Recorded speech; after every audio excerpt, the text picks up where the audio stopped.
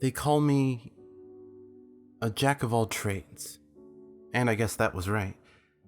I was willing to do a lot of things for pay, and manual labor popped up a lot. So when old Miss Lithby asked me to help her move, I was glad to help. I got money, and she didn't have to pay for an expensive moving crew. We all win, right?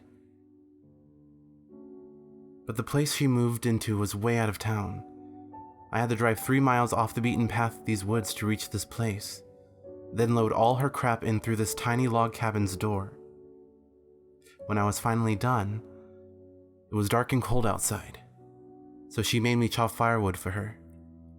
I didn't complain at the time, since she was still paying after all, but in the process, I ended up with a few nasty splinters all over my hands.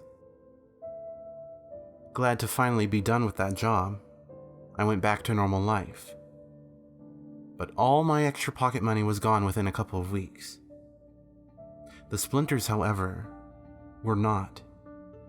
I tried plucking them out with tweezers, but the little bastards hung on. At first I thought nothing of it, but they started to look pretty bad after a while. I guess they got infected because they started oozing all types of liquids. I needed to have them in band-aids most of the time, just to avoid disgust. I finally caved in and went to a dermatologist, and he recommended the usual: Neosporin, peroxide, washing my hands, stop picking at them, etc. But after a week of following those instructions, my fingers just looked worse.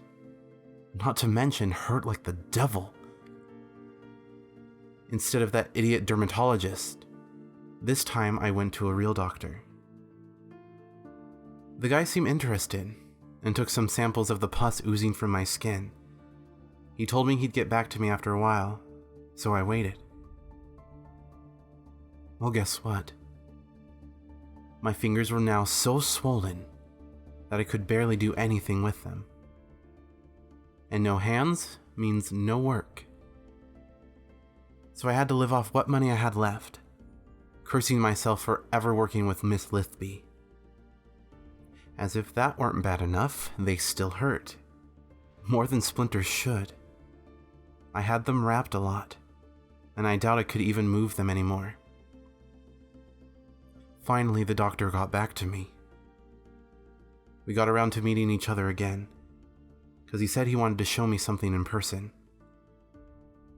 What he ended up handing me was a printout from some webpage about a rare parasite that I had never heard of. The thing crawls under people's skin and starts eating away at their muscle tissue, generally causing hell for its host.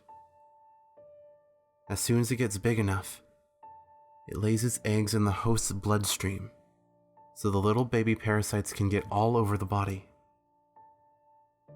The worst thing about these bugs is that they're really tiny.